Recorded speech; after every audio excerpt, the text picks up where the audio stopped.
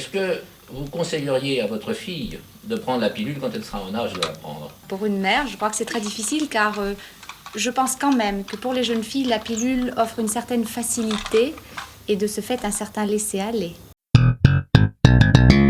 En 1972, 1 700 000 Françaises utilisent un moyen contraceptif, dont 1 500 000 environ la pilule. Sur 10 femmes qui s'en servent, 6 sont des femmes mariées. L'une d'elles, Laurence Villain, nous dit pourquoi.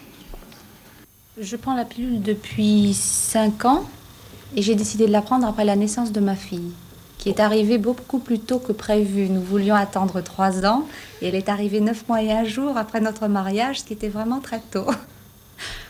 Et ensuite? Et bien ensuite, je crois que d'un commun accord, nous avons décidé qu'il était temps d'avoir un second enfant. Et j'ai arrêté la pilule 2 mois avant, 2 mois avant la date que nous aurions aimé, où nous aurions aimé le mettre en route. D'accord. Vous dites d'un commun accord. Monsieur, comment est-ce que vous analysez cet accord commun à ce moment-là? Ma situation s'étant améliorée, nous avons dit que nous avions la possibilité d'avoir un deuxième enfant et de pouvoir l'élever correctement. Ça a été, dans ce cas-là, une motivation prédominante, au fond. Oui, pour moi, c'est une chose qui est très importante. Pour vous aussi, madame? Ah oui, je crois que c'est très important. Donc c'était d'un commun accord. Absolument. Et continuerez-vous de prendre la pilule en 73? Ah certainement, car nous ne voulons plus d'enfants pour notre part. Définitivement ou à plus ou moins long terme? Non, nous ne sommes pas contre l'idée, a priori, d'en avoir un dans 5-6 ans, mais enfin, pour l'instant, nous n'y pensons pas. Est-ce que sur le plan de la vie du couple, cette prise régulière de la pilule vous a apporté quelque chose qu'on peut appeler un équilibre? Personnellement ou dans le couple? Les deux. Personnellement, je crois. Et dans le couple, je ne pense pas que ça ait changé quoi que ce soit. Est-ce votre avis? Moi, je crois que ça a quand même peut-être changé quelque chose dans le couple, parce que ça nous a donné une tranquillité, si vous voulez. Sur le plan de nos rapports, je crois que l'harmonie est beaucoup plus pleine, si je peux dire ce mot, de sensibilité et de... Je voudrais pas dire de perfection, parce qu'il est difficile de parler de perfection, mais enfin, il y a une harmonie qui est certaine et qui est sans arrière-pensée. Est-ce que vous conseilleriez à votre fille de prendre la pilule quand elle sera en âge de la prendre? Alors là, c'est une question très difficile. Pour une mère, je crois que c'est très difficile car je pense quand même que pour les jeunes filles, la pilule offre une certaine facilité et de ce fait un certain laisser-aller. Certes. Moral, en tous les cas. J'aimerais savoir quels sont les différents moyens de contraception. Alors, comme vous voyez, on a fait un petit dessin là. Disons qu'il y a une principale contraception dont vous avez certainement entendu parler, la pilule, ensuite le stérilet et le diaphragme. Vous savez comment se prend la pilule? Le soir. Oui. Le matin ou le soir? Alors, On la prend le soir. Si on l'oublie, on la prend le lendemain matin et on la reprend le soir normalement. Oui. Comment agit la pilule? Vous avez une La idée? pilule donne un certain laisser-aller moral, peut-être, mais le risque de grossesse non désirée n'est pas toujours un frein à la liberté sexuelle des jeunes. Et de ce fait, certaines situations deviennent des drames.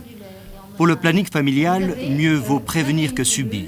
Dans ce foyer, une informatrice est déplacée à la demande des jeunes pour discuter librement des moyens de contraception. Alors vous êtes pour ou contre la contraception?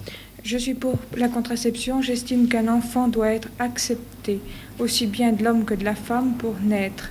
Et qu'une jeune fille peut avoir une vie sexuelle sans avoir l'angoisse d'attendre un enfant. C'est tout à fait normal et c'est pour ça que j'estime que la contraception devrait entrer dans les mœurs. Je suis pour la contraception à partir du moment où il y a des relations sexuelles, parce qu'on ne peut pas toujours accepter un enfant, que ce soit des gens qui ont déjà eu des enfants ou des célibataires qui ont décidé d'avoir des relations sexuelles, mais qui ne sont pas encore sûrs de se marier. Parce que je pense que lorsqu'on se marie puis que l'on a un enfant de suite, ce n'est pas drôle non plus. Alors lorsqu'on peut avoir le gosse à la date voulue, je pense que c'est l'idéal, quoi. Je suis pour la contraception, étant donné que l'avortement traumatise pas mal de jeunes filles et la contraception, c'est quand même moins dangereux et c'est quand même plus efficace. Docteur, qu'est-ce que vous prévoyez pour les années à venir en matière de contraception? Compte tenu que la preuve est pratiquement faite maintenant que les produits que nous utilisons sont dénués de danger, je pense en particulier aux risques cancérigènes dont on a parlé il n'y a pas longtemps, une excellente étude anglaise très récente vient de faire le point sur la question, nous permettant d'être tout à fait rassurés à cet égard. Donc le risque de danger est pratiquement écarté, il nous reste à étudier la tolérance des produits que nous utilisons, et je crois que c'est là que vont porter les progrès que nous pouvons attendre dans les 2 années à venir. Progrès en ce qui concerne les contraceptifs oraux, puisque nous aurons des produits un peu moins fortement dosés que les produits actuels et par conséquent mieux tolérés. Progrès également en ce qui concerne les stérilets, car là encore, ces petits appareils que l'on place à l'intérieur de l'utérus verront dans les 2 années à venir des progrès dans leur forme et dans leur qualité qui en amélioreront la tolérance. La femme française continuera probablement de prendre la pilule en 1973. Mais la jeunesse a le droit d'être informée, cela afin de permettre à l'individu de se déterminer d'une façon responsable et en toute conscience au niveau de l'homme, de la famille et de la société.